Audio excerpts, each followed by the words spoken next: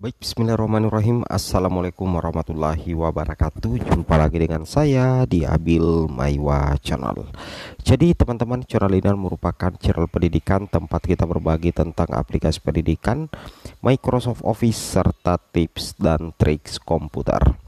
Jadi pada video kali ini teman-teman ya, kembali lagi admin akan mencoba mengupdate ya informasi terbaru seputar perkembangan P3K Guru formasi tahun 2023 teman-teman ya. Yang mana yang akan kami bahas secara mendetail pada hari ini adalah terkait, kita akan bahas sesi soal teman-teman ya, soal P3K Guru 2023 P2 P3, yaitu soal SJT situasi kerja sederhana penentu kelulusan P2 P3 Bapak Ibu. Ini penting sekali ya. Kenapa? Karena untuk P2 dan P3 akan mengikuti tes CAT BKN, dan salah satu tesnya itu adalah kompetensi teknis situasi kerja sederhana. Itu menjadi salah satu poin penentu kelulusan bagi P2 dan P3. Oleh karena itu, bagi rekan-rekan guru itu harus bersiap ya, bagaimana kami sebagai pemilik channel ini berupaya semaksimal mungkin memfasilitasi melalui pembahasan soal P3K Guru tahun 2023 setiap hari teman-teman ya. Tapi sebelum kita lanjut ya, bagi rekan-rekan guru yang baru pertama kali menemukan channel ini, jangan lupa tekan tombol subscribe ya, dan aktifkan lonceng notifikasinya agar setiap hari Bapak Ibu bisa mendapatkan update informasi terbaru seputar perkembangan P3K Guru. Baik, kita langsung saja membahas soal P3K Guru 2023, soal SJT situasi kerja sederhana. Langsung saja teman-teman ya. Oke. Nah, di sini teman-teman perlu perhatikan ya, soal nomor 1, seorang guru mendapatkan tugas untuk mendampingi siswa mengikuti suatu perlombaan. Tindakan proaktif yang penting dilakukan dalam melaksanakan tugas pokok dan fungsinya ya. Jadi ceritanya di sini, kira-kira apa tindakan Bapak Ibu ketika Bapak Ibu mendapatkan tugas untuk mendampingi siswa mengikuti suatu perlombaan? Nah, di sini ada sekitar 1 2 3 4 5 opsi jawaban ya. A. Menjalankan dengan sebaik-baiknya sesuai dengan yang diinstruksikan. B. Hanya menjalankan sebisanya karena tugas itu tidak sesuai dengan minat dan bidang kompetensinya, dengan sedikit terpaksa menjalankan. Ini sudah salah, ini yang C ya. Kemudian D. Menjalankan sebaik mungkin yang dimampu, termasuk memantau kepercayaan diri dan kesejahteraan siswa yang dampingi, dengan sebaik-baiknya menjalankan tugas sehingga hasilnya memuaskan teman-teman ya. Jadi ada 3 opsi jawaban ya, antara A, kemudian D, dan E. Kalau B dengan C ini saya gugurkan teman-teman ya. Jadi ada 3 opsi jawaban yang kemungkinan bakal mendapatkan bobot tertinggi ya. Nah, logikanya di sini adalah tindakan proaktif kita teman-teman ya. Ketika kita mendapatkan tugas untuk mendampingi siswa, yang pertama menjalankan dengan sebaik-baiknya sesuai dengan yang diinstruksikan ya. Nah, jadi kita kan diberikan instruksi dari pimpinan, yaitu kepala sekolah ya, untuk mendampingi siswa mengikuti suatu perlombaan. Jadi kita harus menjalankan tugas itu sebaik mungkin teman-teman, tapi harus dalam satu koridor sesuai dengan instruksi.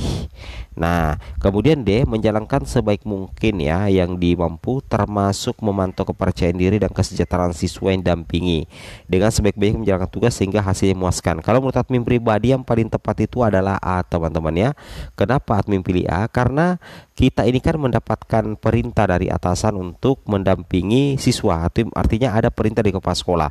Oleh karena itu, sebelum kita mendapatkan perintah di kepala sekolah, pasti kepala sekolah sudah menginstruksikan bagaimana aturan-aturannya teman-teman ya.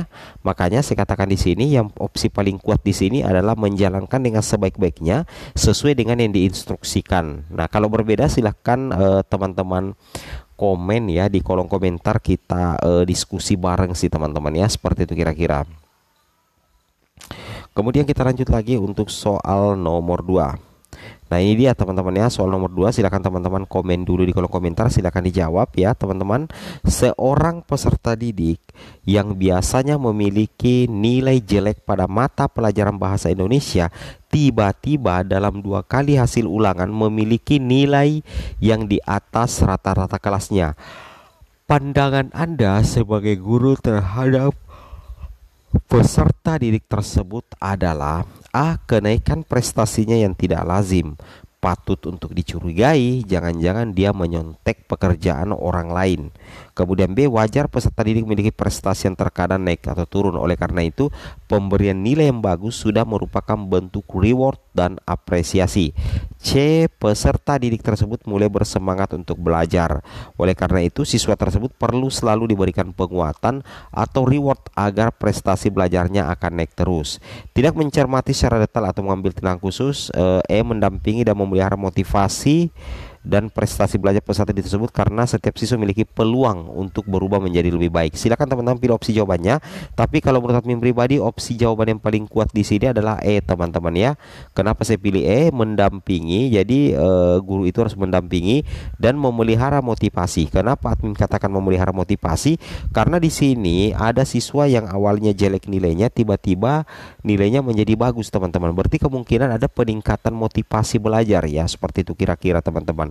Oleh karena itu, yang harus kita lakukan adalah menurut admin pribadi itu kita harus memelihara motivasi dan prestasi belajar peserta didik tersebut karena setiap siswa memiliki peluang, teman-teman ya, memiliki peluang untuk berubah menjadi lebih baik. Betul sekali, teman-teman ya. Jadi opsi jawaban paling kuat di sini adalah E, teman-teman ya.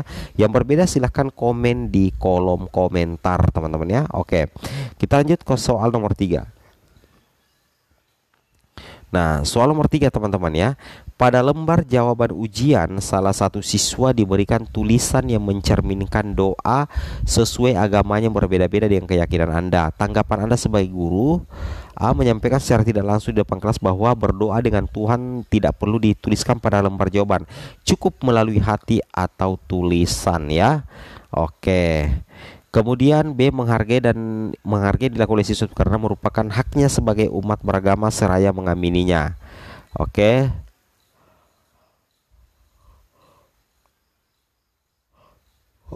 C, menganggap bahwa siswa tersebut tidak ikhlas berdoa karena sampai ditulis di kertas. D, membiarkan siswa tersebut meski tidak terlalu nyaman dengan tulisannya karena kalau menegur berisiko dianggap tidak toleran. E, menghargai dilakukan siswa tersebut karena siswa maupun guru lain juga melakukan hal yang sama.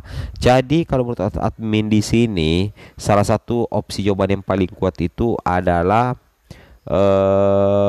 B, teman-teman, menghargai yang dilakukan oleh siswa tersebut karena merupakan haknya sebagai umat beragama seraya mengamininya. Ya, saya rasa seperti itu, teman-teman ya. Atau mungkin teman-teman ya ada jawaban yang lain karena si siswa ini menuliskan doa ya sesuai agamanya di lembar jawaban ujiannya. Saya rasa tidak masalah, bahkan lebih bagus sih, teman-teman ya, seperti itu kira-kira. Jadi menurut admin pribadi opsi paling kuat itu adalah B. Kalau ada yang berbeda silahkan komen di kolom komentar, seperti itu, teman-teman ya. Kemudian kita lanjut lagi untuk soal nomor berapa lagi? Nomor 4 ya. Oke. Kondisi yang paling mencerminkan diri Anda dalam mewujudkan kesadaran hukum. Jadi kira-kira apa kondisi, teman-teman, yang mencerminkan diri kita dalam mewujudkan kesadaran hukum? A, menghormati hak orang lain. B, menjaga nama baik sekolah tempat Anda mengajar. C, membayar uang keamanan tempat Anda tinggal, mengikuti tata tertib guru di sekolah tempat bekerja, menghindari sanksi dan hubungan tidak baik dengan pihak lain. Ya, jadi di sini ada kata kuncinya ini adalah kesadaran hukum. Nah, kata kuncinya adalah kesadaran hukum. Kira-kira apa opsi jawaban di sini yang mengandung kesadaran hukum ya? Kalau menghormati hak orang lain bukan, teman-teman ya. Menjaga nama baik besar bukan. Membayar iuran keamanan tempat tinggal is oke. Oke ya. Oke. Menjaga nama baik sekolah tempat mengajar, membayar uang keamanan tempat tinggal, ini juga salah, teman-teman. Mengikuti tata tertib guru di sekolah tempat bekerja. Jadi yang paling kuat di sini adalah E, menghindari sanksi. Sanksi itu kan ada kesadaran hukum, teman-teman, di dalamnya ya. Kata kuncinya kesadaran hukum. Berarti ini berkaitan dengan polisi, teman-teman ya. Menghindari sanksi dan hubungan tidak baik dengan pihak lain. Kemungkinan ini yang paling tepat ya di antara 5 opsi jawaban, teman-teman ya. Seperti itu kira-kira. Oke, kita lanjut lagi untuk soal berikutnya. Soal nomor 5, teman-teman ya. Nah, sebagai seorang wali kelas, Pilihan tindakan yang baik untuk menumbuhkan ketertarikan peserta didik pada budaya Indonesia adalah A. Mencontohkan di depan kelas cara membuat kerajinan tangan. B. Menonton pagelaran budaya daerah bersama peserta didik. C. Menugaskan peserta didik membaca buku bergambar tentang keragaman budaya Indonesia. D. Bersama peserta didik mengunjungi tempat bersejarah. E. Mengajak peserta didik untuk belajar tarian, mengajak ya, dan permainan tradisional. Nah, jadi ini terkait dengan budaya. Jadi kira-kira apa tindakan wali kelas untuk menumbuhkan ketertarikan peserta didik pada budaya Indonesia? Jadi kata kuncinya budaya. Cari opsi jawaban yang ada budayanya di dalam. Oke, sebagai seorang wali kelas, pilihan tindakan yang baik untuk menumbuhkan ketertarikan peserta didik pada budaya Indonesia. Oke, kemungkinan ya teman-teman ya, yang paling tepat di sini ini hampir sama semua sih jawabannya ya. Oke, mencontohkan di depan kelas cara membuat kerajinan tangan.